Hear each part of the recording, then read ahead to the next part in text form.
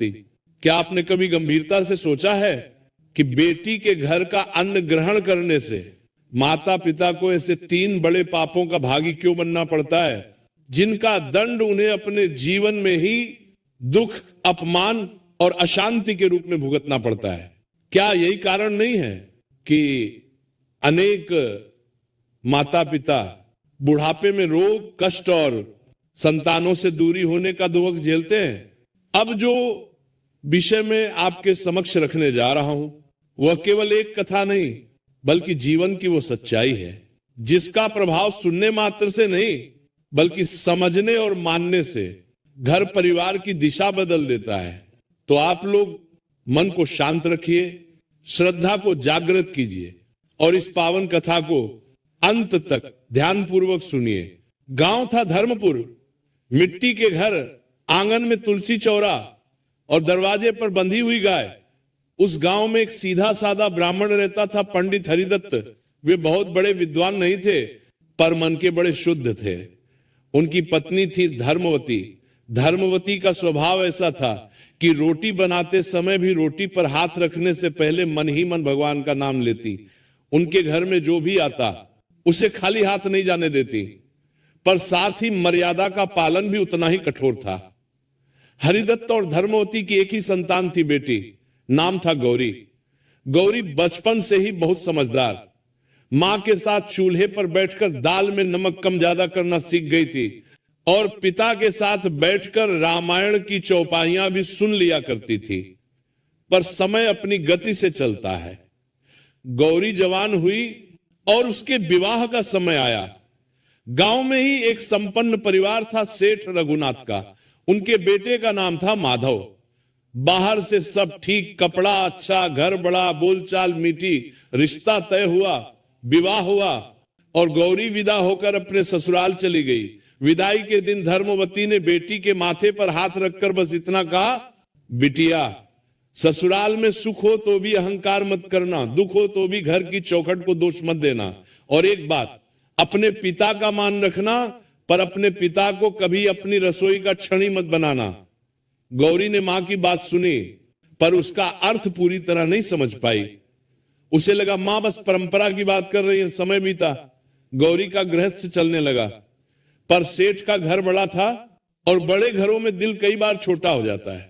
गौरी की सास जसोदरा हर बात में ताना देती, कभी नमक कम, कभी घी ज्यादा, कभी ये कि मायके वालों ने क्या दिया और कभी ये कि हमारे घर की बहू को तो हम बना रहे हैं। माधव स्वभाव से बुरा नहीं था लेकिन बाजार और बही खाते में इतना उलझा रहता कि घर की आग की लपटें उसे दिखती ही नहीं थी। गौरी धीरे धीरे भीतर से टूटने लगी पर उसने पिता के घर खबर नहीं भेजी क्योंकि उसे पिता की इज्जत प्यारी थी। वो बस मंदिर जाकर रो लेती और चूल्हे पर आंसुओं को आंचल से पोंछकर रोटी सेंक देती। इधर धर्मपुर में पंडित हरिदत्त की हालत बदलने लगी। खेती ठीक नहीं हुई, घर में बचत कम थी, ऊपर से हरिदत्त की कमर में दर्द रहने लगा। धर्मवती ने अपने गहने गिरवी रखे, फिर भी घर का खर्च किसी तरह चल रहा था।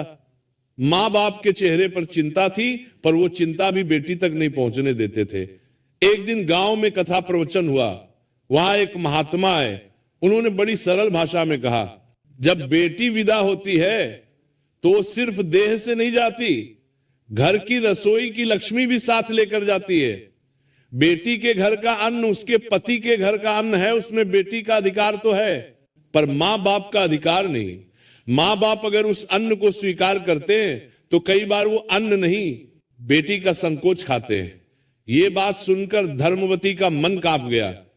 उन्हें अपनी कही हुई वही पंक्ति याद आई, अपने पिता को कभी अपनी रसोई का क्षणी मत बनाना। पर जीवन की कठिनाई सिद्धांत देखकर नहीं चलती। कुछ दिनों बाद हरिदत्त की तबीयत बहुत बिगड़ गई। वैद्य मुकाकु परिवादिक तरह ने दवा लिखी पर दवा महंगी थी।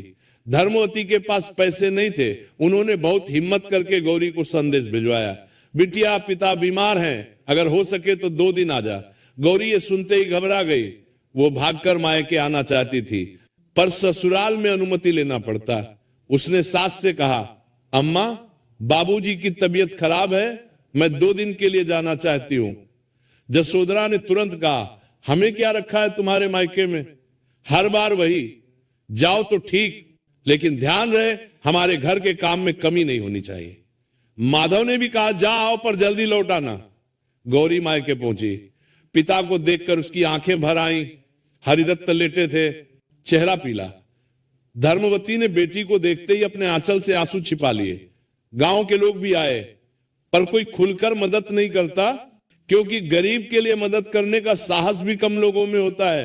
गौरी ने चुपचाप अपनी पोटली खोली। उसमें कुछ पैसे थे अपने छोटे छोटे बचाव के। उसने मां के हाथ में रखते हुए कहा, ये रख लो, दवा ले लेना। धर्मवती ने हाथ पीछे कर लिया, बोली नहीं बिटिया, ये तेरे घर का पैसा है। गौरी ने कहा, मां मेरा पैसा है, मैंने बचाया है। धर्मवती ने धीमे स्वर में कहा, बिटिया, बेटी के घर का पैसा भी कई बार बेटी की सांसों की कीमत पर बचता है, हम नहीं लेंगे। पर गौरी जिद पर अड़ गई। उसने पैसे रखी दिए। दवा आ गई, पिता को कुछ राहत मिली। अब गौरी को लगा कम से कम कुछ तो कर पाई रात हुई। धर्मवती ने चूल्हा जलाया। घर में आटा कम था, दाल भी कम। उन्होंने फिर भी बेटी के लिए गर्म रोटी बनाई। गौरी ने मां के हाथों की रोटी खाई तो उसे बचपन याद आ गया। फिर उसने कहा, मां, कल मैं अपने घर से थोड़ा अनाज और घी भिजवा दूं। यहां के लिए धर्मवती ने तुरंत मना कर दिया। नहीं बिटिया, देख, हम भूखे रह लेंगे, पर तेरे घर की रसोई का सामान यहां नहीं आएगा। गौरी ने पूछा, क्यों मां, मैं आपकी बेटी हूं, मेरा घर आपका ही तो है। धर्मवती ने बेटी के सिर पर हाथ रखा और बोली, बिटिया, तेरा घर तेरा है, हमारा नहीं। हमारा घर ये है और हमारी रोटी यहीं की है। अगर हम तेरे घर का खाएंगे तो कल लोग कहेंगे बेटी के सहारे जीते हैं। और उससे भी बड़ा डर यह है कि तेरी ससुराल इसे हथियार बना लेगी। गौरी चुप हो गई। उसे पहली बार समझ आया कि मां अन्न की नहीं, अपमान की बात कर रही हैं। पर इसी बीच अगली सुबह एक घटना हुई जिसने पूरी कथा का रुख बदल दिया।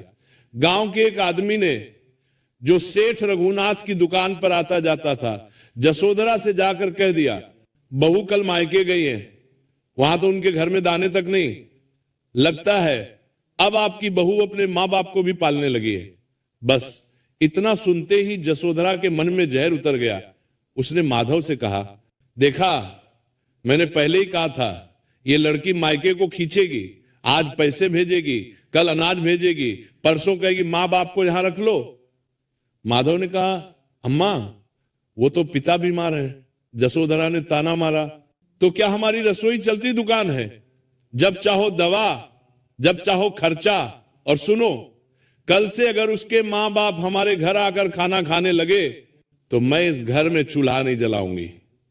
अब यहां से कहानी असली शीर्षक की ओर बढ़ती है, क्योंकि जिस दिन मां बाप बेटी के घर का खाना खाते हैं, कई बार वही दिन बेटी के लिए सबसे भारी बन जाता है।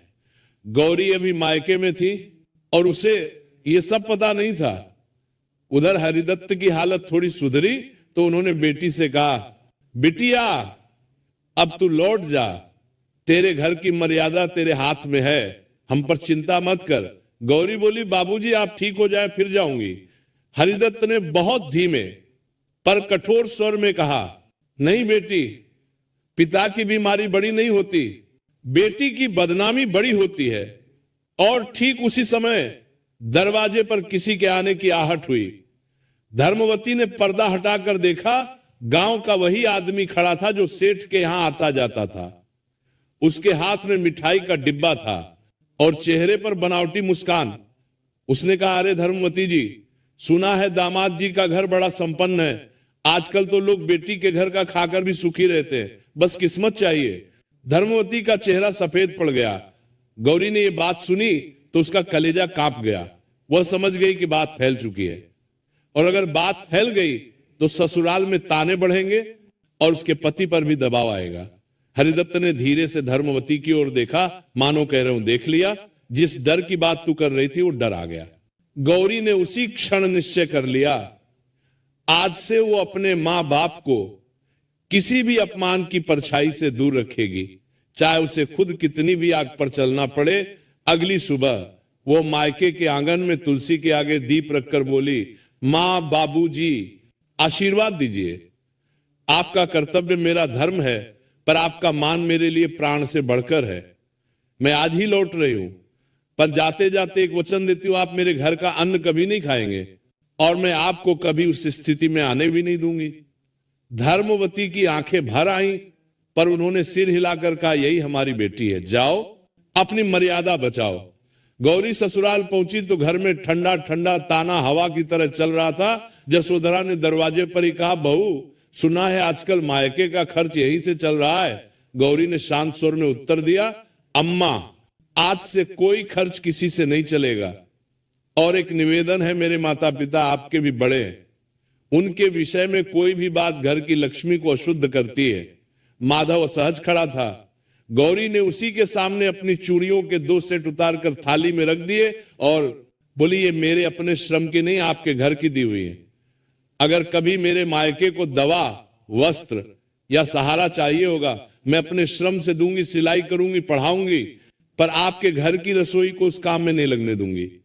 और एक वचन आज आपसे भी लेती हूं, मेरे माता पिता इस चौखट पर अतिथि बनकर आए तो उन्हें आदर देंगे, पर उनसे कभी थाली नहीं लगवाई जाएगी। जसोधरा पहली बार निरुत्तर हुई।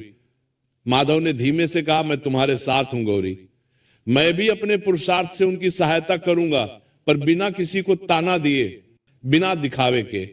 उसी संध्या माधव और गौरी धर्मपुर पहुंचे। हरिदत्त दरवाजे पर ही उठ बैठे। गौरी ने पांव छूकर कहा, बाबूजी आपका मान मेरे लिए सबसे बड़ा है, ये कुछ रुपये हैं मेरे हाथ की कमाई, इसे स्वीकार करें, पर मेरी रसोई का अन्न नहीं, मेरी मेहनत का फल समझकर। प्रिय दर्शक बंधु, कथा समाप्त होने से पहले मैं आपसे सिर्फ इतना ही कहना चाहता हूं, आपके एक छोटे से क्लिक में किसी की जिंदगी बदलने की ताकत छुपी है। हम इस चैनल से जो भी कमाई होती है उसका हर हिस्सा एक इंसान, एक पशु पक्षी और एक जीव जंतु की सेवा में लगाया जाता है। जब आप सब्सक्राइब करते हैं, आप सिर्फ एक बटन नहीं दबाते, आप एक भूखे को भोजन देते हैं, एक घायल पक्षी का इलाज करवाते हैं, एक असहाय जीव को नई सांस देते हैं। शायद आप सोचें, मेरे एक सब्सक्राइब से क्या होगा? तो मैं दिल से कहता हूं, आपके एक सब्सक्राइब से एक जिंदगी मुस्कुराती है। तो आज अगर आपके दिल में जरा सा भी प्यार है, थोड़ी सी भी करुणा है, अगर आपको लगता है कि हम किसी के लिए कुछ अच्छा कर रहे हैं, तो इस नेक काम में बस एक लाइक और सब्सक्राइब से जुड़ जाइए। आपका हर क्लिक किसी की उम्मीद बन जाता है, किसी की प्रार्थना बन जाता है। तो आइए हम मिलकर सिर्फ कथा न सुने, बल्कि किसी जीवन के रक्षक भी बने। अभी सब्सक्राइब करिए और एक लाइक कर दीजिए और प्रेम का ये संदेश आगे बढ़ाइए। और हो सके तो कमेंट में जय राधे राधे जरूर लिखें।